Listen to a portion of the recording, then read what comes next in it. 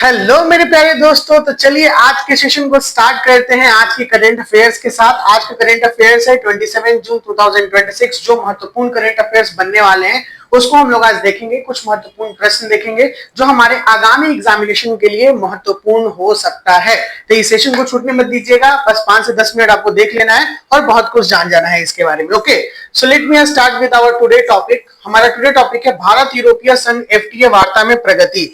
भैया ये international national event से रिलेटेड होगा। इसमें आपको यही जानना है कि आज जो 27 जून है, आज का भी प्रश्न हो सकता है, थोड़ा सा आगे का भी हो सकता है, थोड़ा पीछे का भी हो सकता है। जून से रिलेटेड ये बातें चलेंगी, लेकिन जो आज के महत्वपूर्ण होंगे वो इसमें कवर जरूर होंगे। भारत यूरोपीय संघ एफटीए वार्ता में प्रगति हुई है, यानी एफटीए वार्ता प्रगति हो चुकी है। भारत और यूरोपीय संघ, जिसको यूरोपियन यूनियन हम लोग कहते हैं, के बीच मुक्त व्यापार समझौता फ्री ट्रेड एग्रीमेंट जो हुआ था, वो वार्ता में महत्वपूर्ण प्रगति हुई है, जो 2026 के अंत तक पूर्ण होने की संभावना है। यानी 2026 के अंत तक, 2026 के अंत तक ये पूर्ण हो जाएगी। जो भी व्यापार समझौते हुए फ्री ट्रेड को लेके, ये शुरू हो, मतलब 2026 के अंत तक ये पूरा हो जाएगा। अगला है नीति आयोग। ओके, नीति आयोग का ग्रीन ग्रोथ इंडेक्स 2026 जारी हुआ है। नीति आयोग ने ग्रीन ग्रोथ इंडेक्स 2026 जारी किया है, जिसमें केरल शीर्ष पर रहा है और दिल्ली सबसे नीचे रहा है। बहुत इंपॉर्टेंट खबर है। नीति आयोग का ग्रीन ग्रोथ इंडेक्स 2026 में सबसे ऊपर कौन रहा है? केरल सबसे शीर्ष पर, और सबसे नीचे कौन रहा है? दिल्ली। ठीक है, तो नीति आयोग ने जो ग्रीन ग्रोथ इंडेक्स 2026 जारी किया है, उसमें सबसे शीर्ष स्थान पे कौन है? केरल है, और सबसे नीचे स्थान पे कौन है? दिल्ली। ग्रीन ग्रोथ इंडेक्स का मतलब क्या होता है? हम लोग जानते हैं कि हरियाली को बढ़ावा देना, उसी को ग्रीन ग्रोथ कहेंगे। जहां पर हमारे नेचर को प्रोटेक्टेड करते हुए वहां के जो भी चीजें हैं, जैसे कि ग्रीनरी के ऊपर बात करें, हम बात करते हैं पेट्रोल का कम खर्च करके बैटरी अगर हम यूज करते हैं, तो ये एक अल्टरनेटिव हो जाएगा कि ये CO2 को नहीं निकाल रहा है। जैसे कि अल्टरनेटिव का मतलब क्या? पेट्रोल वाले ईंधन वाले गाड़ियों को इस्तेमाल करने के बजाय हम लोग इलेक्ट्रिक वाले गाड़ियों का इस्तेमाल करें, और भी आने वाले समय में अगर हाइड्रोजन वाली गाड़ी आ जाएंगे तो उसका इस्तेमाल करेंगे, तो ये ग्रीन को बढ़ावा देगा, यानी ग्रीनरी को बढ़ावा देगा, ये हमारे पर्यावरण को और अच्छा करेगा। बस यही है ग्रीन ग्रोथ इंडेक्स में केरल सबसे आगे है और दिल्ली सबसे पीछे है। अगले प्रश्न पे आते हैं। भारत का चंद्रयान 4 मिशन 2028 में प्रस्तावित हुआ है। कल ही हम लोग पढ़े थे, भारत का चंद्रयान 4 मिशन जो है वो जाएगा, और वो जाके क्या करेगा? चंद्रमा पर जाके वहां पे सैंपल लेगा, और सैंपल लेके फिर यहाँ पर आएगा। ओके, तो ये मिशन किसमें, कब कब कब शुरू होगा? ये कब प्रस्तावित हो गया, कब प्रपोजल हो गया? 2028 में ये मिशन होगा। इसरो ने घोषणा की कि चंद्रयान 4 मिशन वर्ष 2028 में लॉन्च किया जाएगा, जिसका उद्देश्य चंद्रमा से नमूना वापस पृथ्वी पर लाना है। ठीक है, मैंने कल वाले सेशन में आपको ये समझाया था, चंद्रयान 4 का मिशन क्या होगा? चंद्रमा पर जाना है, वहां से नमूना लेना और फिर पृथ्वी पर वापस आना है। और आज के अपडेट में क्या पता चल रहा है? 2028 में ये प्रस्तावित हो चुकी है। यानी आपसे प्रश्न किया जा सकता है करंट अफेयर्स में कि चंद्रयान 4 जो है, चंद्रयान 4 मेरे प्यारे बच्चे लोग, चंद्रयान 4 मेरे प्यारे साथियों, चंद्रयान 4 कब प्रस्तावित हुआ है भेजने के लिए? 2028 में। कब हुआ है? 2028 में। अगला प्रश्न, भारतीय रिजर्व बैंक ने रेपो रेट में कटौती की है। यानी देखिए, कल हम लोग पढ़े थे रेपो रेट को स्थिर रखा गया है, जो कि 6% था, 6.00% था, उसमें कोई बदलाव नहीं किया गया। लेकिन आरबीआई ने मौद्रिक नीति समिति की बैठक में रेपो रेट को और घटा दिया है। क्या कर दिया है? घटा दिया है।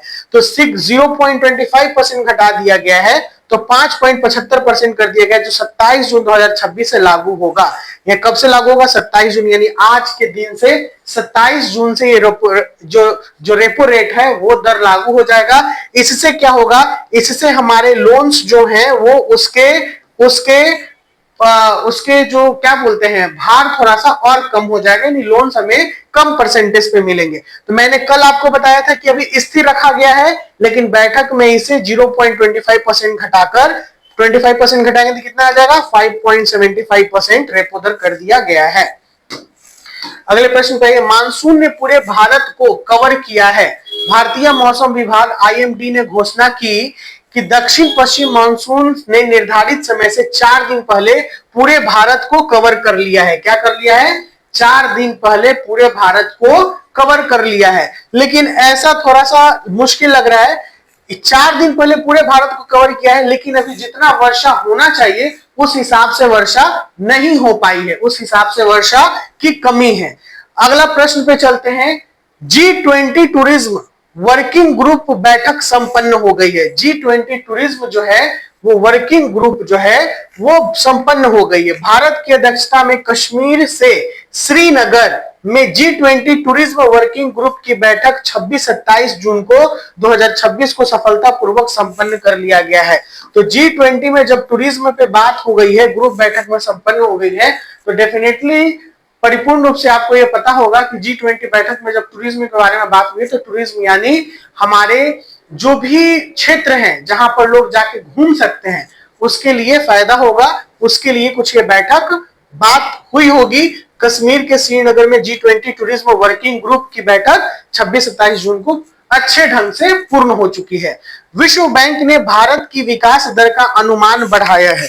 विश्व बैंक ने भारत की विकास दर का अनुमान बढ़ाया, यानी वर्ल्ड बैंक ने भारत को और डेवलप्ड कंट्री के बारे में बात कहा है कि ये धीरे धीरे और बढ़ेगी, इसकी इकोनॉमी और बढ़ेगी। विश्व बैंक ने वित्त वर्ष 26-27 के लिए भारत की जीडीपी वृद्धि दर का अनुमान 6.7% से बढ़ाकर 6.9% कर दिया है। यानी वर्ल्ड बैंक में अभी भी बहुत भौकाल मचा हुआ है भारत का। ऐसे भारत बढ़ती हुई इकोनॉमी में सबको पछाड़ कर सबसे आगे चल रहा है। जहां पे वैश्विक संकट देखने के लिए मिल रहा था, वहां पर भारत अपनी इकोनॉमी को लगातार बढ़ाए जा रहा था, और उसी के अनुमान में वर्ल्ड बैंक ने कहा है कि जो 6.7% थी वो अभी आगे जाकर 6.9% पहुंचेगी। अगला है प्रश्न नंबर 8वां, खेलो इंडिया यूनिवर्सिटी गेम्स 2026 का समापन। खेलो इंडिया यूनिवर्सिटी गेम्स 2026 का जो समापन हुआ है, इसके भी 2 दिन पहले हम लोगों ने चर्चा की थी, बहुत सारी बातें की थी। खेलो इंडिया यूनिवर्सिटी गेम्स 2026 का समापन 27 जून को लखनऊ उत्तर प्रदेश में हुआ, जिसमें जहां महाराष्ट्र ने कुल पदक तालिका में पहला स्थान प्राप्त किया है। ठीक है ना, महाराष्ट्र ने पहला स्थान प्राप्त किया है। भारत फ्रांस रक्षा समझौते को मंजूरी, ये हमने कल वाले भी करंट अफेयर्स में देखा था। आज देखते हैं भारत सरकार ने फ्रांस के साथ रक्षा सहयोग बढ़ाने वाले समझौते को मंजूरी दी है, जिसमें राफेल एम जेट, कल ये बात नहीं हुई थी, जिसमें राफेल एम जेट की अतिरिक्त खरीद भी शामिल है। राफेल एम जेट की अतिरिक्त खरीद भी शामिल है।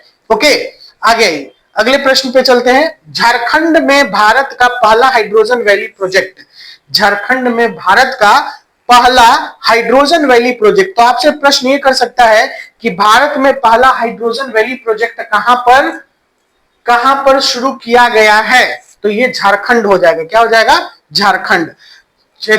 भारत के किस राज्य में, ऐसे तो मैंने अभी यही प्रश्न किया, झारखंड में भारत का पहला कौन सा प्रोजेक्ट शुरू हुआ है, तो हाइड्रोजन वैली प्रोजेक्ट शुरू हुआ है, ये प्रश्न कर सकता है।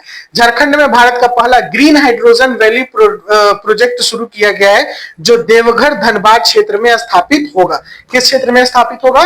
देवघर धनबाद क्षेत्र में स्थापित होगा। ये बिहार बीपीएससी के लिए, स्टेट पीसीएस के लिए ये प्रश्न बन सकता है। हालांकि भारत के लेवल पर है तो ये यूपीएससी और हायर एग्जामिनेशन एसएससी वगैरह का भी प्रश्न बन सकता है, ध्यान रखिएगा।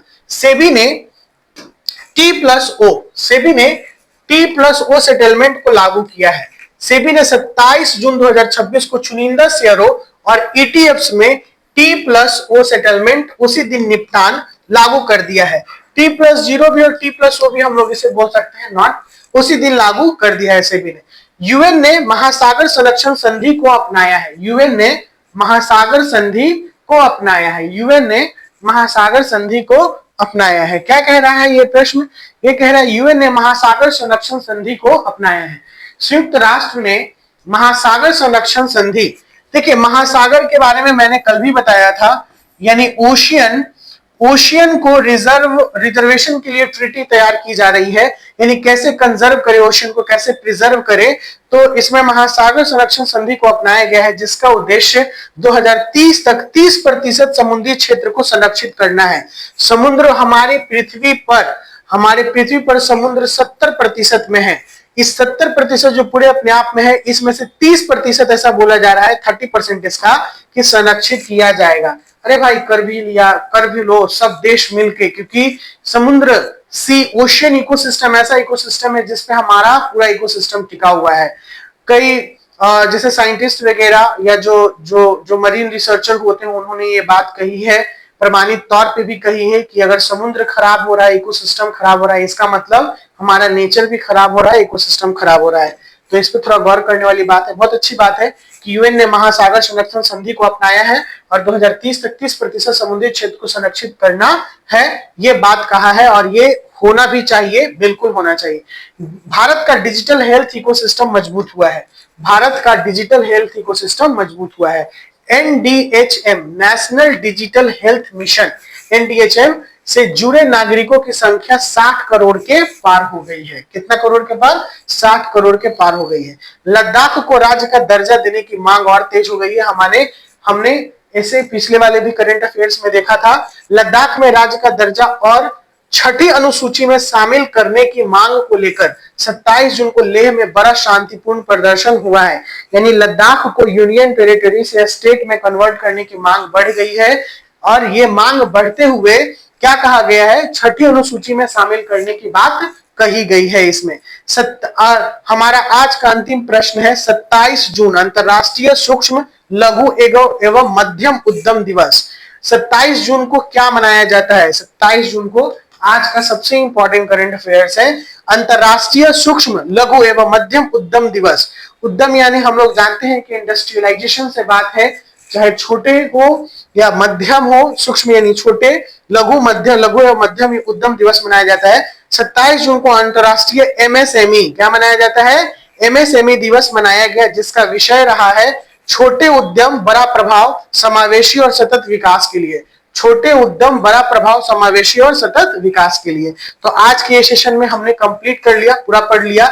इधर थोड़ा हम लोग देख लेते हैं कि क्या क्या इंपॉर्टेंट बातें हुई हैं। भारत अन्य महत्वपूर्ण बिंदु, भारत यूरोपीय संघ एफटीए वार्ता में महत्वपूर्ण प्रगति हुई।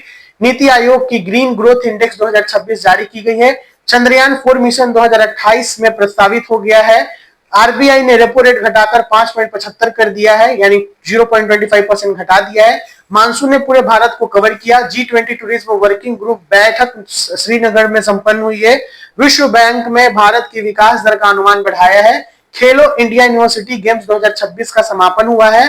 भारत फ्रांस रक्षा समझौते को मंजूरी मिली है, जिसमें राफेल के बारे में बात कही गई है। झारखंड में पहला हाइड्रोजन वैली प्रोजेक्ट शुरू हुआ है। सेबी ने T+0 सेटलमेंट लागू किया है और एनडीएचएम से जुड़े नागरिक 60 करोड़ के पार आ गए हैं। 27 जून अंतरराष्ट्रीय एमएसएमई दिवस के रूप में मनाया जाता है। ये सबसे इंपॉर्टेंट है, अगर आपका करंट बनेगा तो एमएसएमई दिवस कब मनाया जाता है? 27 जून को मनाया जाता है। और फिर से हम लोग वही चेहरों को देख रहे हैं, श्री पीयूष गोयल जी को, केंद्रीय और वाणिज्य उद्योग मंत्री। आज का सुविचार, आज का बहुत इंपॉर्टेंट, आज का क्या है? थाउ सुविचार, छोटे अवसर अक्सर बड़ी उपलब्धियों को शुरुआत होते हैं। स्वामी विवेकानंद ने कहा है छोटे छोटे अवसर हमें जब भी मिले उसे हमें अपना लेना चाहिए, उसे नजरअंदाज नहीं करना चाहिए। शायद यही अवसर जो है हमारी जिंदगी को और आगे बेहतर बना दे और हमारा आज जो छोटा दिख रहा है वो कल बहुत बड़ा दिखने लगे। तो छोटे अवसर अक्सर बड़ी उपलब्धियों की शुरुआत होते हैं। चलो फटाफट 5 प्रश्न बनाएंगे। नीति आयोग का ग्रीन ग्रोथ इंडेक्स 2026 में कौन शीर्ष पर रहा है? केरल रहा है। कौन रहा है? केरल। ओके, अगले प्रश्न पे, आरबीआई ने 27 जून को 2026 को रेपो रेट में कितने प्रतिशत कर दिया है? तो 5.75%, 0.25% को हटा दिया गया, माइनस कर दिया गया है। अगले प्रश्न पे आइए, चंद्रयान 3 कितना? चंद्रयान 4 मिशन किस वर्ष, चंद्रयान 4 मिशन किस वर्ष लॉन्च किया जाना है? सर 2028 में, ऑप्शन नंबर सी। अगले प्रश्न पे आइए, जल्दी से 5 प्रश्न करने हैं हमें। G20 टूरिज्म, कौन सा टूरिज्म? G20 टूरिज्म कहां चल गया भाई?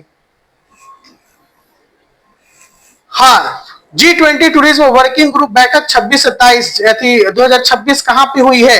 तो ये श्रीनगर में हुई है। कहां हुई है? श्रीनगर। और 27 जून को कौन सा अंतरराष्ट्रीय दिवस मनाया जाता है? तो एमएसएमई दिवस मनाया जाता है, जो कि ऑप्शन नंबर बी है। आज के सेशन को यहीं पे समाप्त करते हैं। आई होप कि आपने एंजॉय किया हो। अगर मेरा मेहनत पसंद आ रहा हो तो प्लीज वीडियो को लाइक कर दीजिएगा, चैनल को सब्सक्राइब कर लीजिएगा। इसी तरीके के बेहतरीन करंट अफेयर्स आपको मिलते रहेंगे। 10 से 15 मिनट का समय दे देना है। बेहतरीन करंट अफेयर्स के साथ थोड़ी सी प्रैक्टिस भी हो जाएगी आगामी परीक्षाओं के लिए। जो भी परीक्षाओं बीपीएससी, यूपीएससी, स्टेट पीसीएस या जो भी बिहार के या फिर अदर स्टेट्स के, उनके लिए ये बहुत ही महत्वपूर्ण हो रहा है, क्योंकि बच्चा यही फंसता है, इसी करंट अफेयर्स में फंसता है। Bye bye, take care, see you soon.